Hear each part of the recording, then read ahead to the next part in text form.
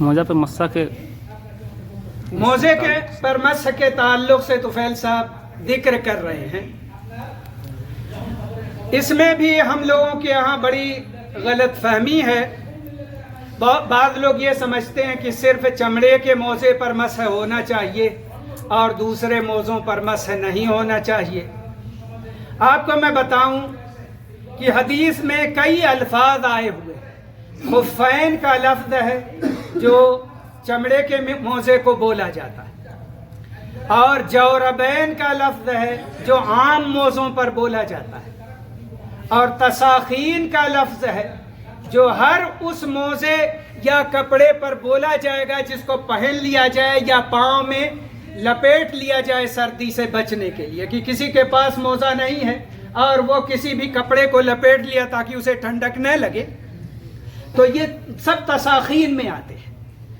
تو اس سے آپ یہ اندازہ لگائیے کہ چمڑے کے موزے کا اگر صرف ذکر ہوتا تو خفین کافی تھا، لیکن یہ جوربین کی روایت بھی ثابت ہے، تساخین کا لفظ بھی ثابت ہے، جس کی وجہ سے علماء کہتے ہیں کہ اگر آپ وضو کے بعد موزہ پہنے ہیں، چاہے جیسا موزہ ہو، کاٹن کا ہو، نائلن کا ہو، چمڑے کا ہو یا اور کسی چیز کا ہو، اگر آپ باوضو تھے اور آپ نے موزہ پہن لیا ہے تو جب آپ دوبارہ وضو کریں تو آپ اس پر مسح کر سکتے ہیں.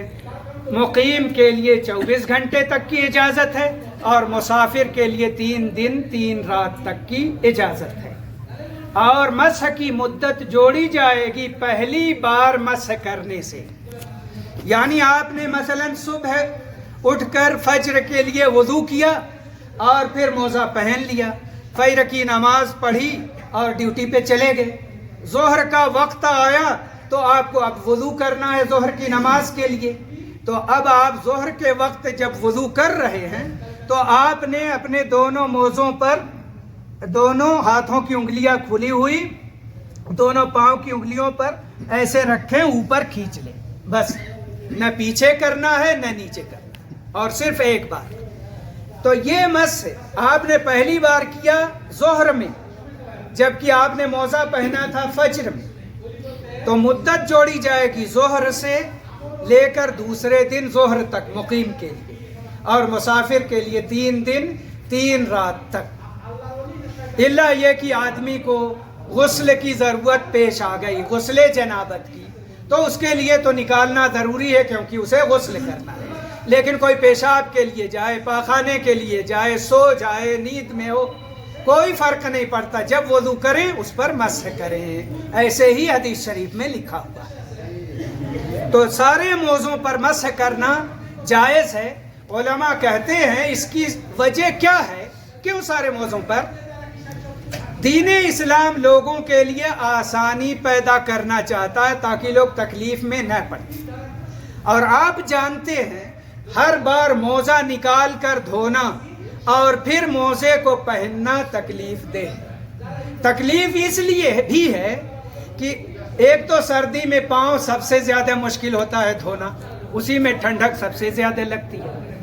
دوسرے یہ کہ دھونے کے بعد پہنا نہیں جاتا، خشک رہے پاؤں تو آدمی آرام سے پہن لے، اور جب گیلا ہو تو آپ موزہ نہیں پہن پائیں گے. تو دین اسلام آپ کو آسانی دینا چاہتا ہے. اللہ کی دی ہوئی آسانی سے فائدہ اٹھاؤ، اللہ کی نعمت قبول کرو، رد مت کرو. اللہ نے جو نعمت دی ہے وہ اپنی نعمت کا اثر اپنے بندوں پر دیکھنا چاہتا ہے. وہ اپنی آسانی جو دیا ہے اس کو دیکھنا چاہتا ہے.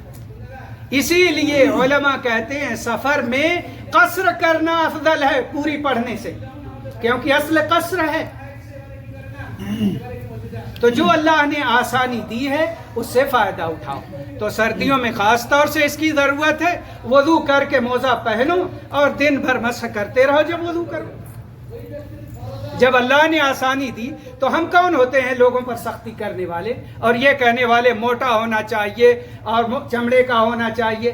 سنن ترمذی میں نے پڑھا حدیث کے بعد لکھا ہوا ہے کہ امام ابو حنیفہ رحمہ اللہ کہتے تھے کہ چمڑے کے موزے پر مسح کرنا چاہیے، اور پھر اس کے بعد کیا ہوا، جب وفات کا وقت قریب آیا تو انہوں نے عام موزے پر مسح کیا، اور انہوں نے کہا جو بات میں پہلے کہتا تھا آج اس سے ہٹ کر کے عمل کر رہا ہوں۔ ایسے ہی ترمذی میں ان کا قول لکھا ہوا۔ تو اللہ کی طرف سے آسانی ہے، الحمدللہ رب العالمین، اللہ کی دی ہوئی آسانیوں سے فائدہ اٹھائیے۔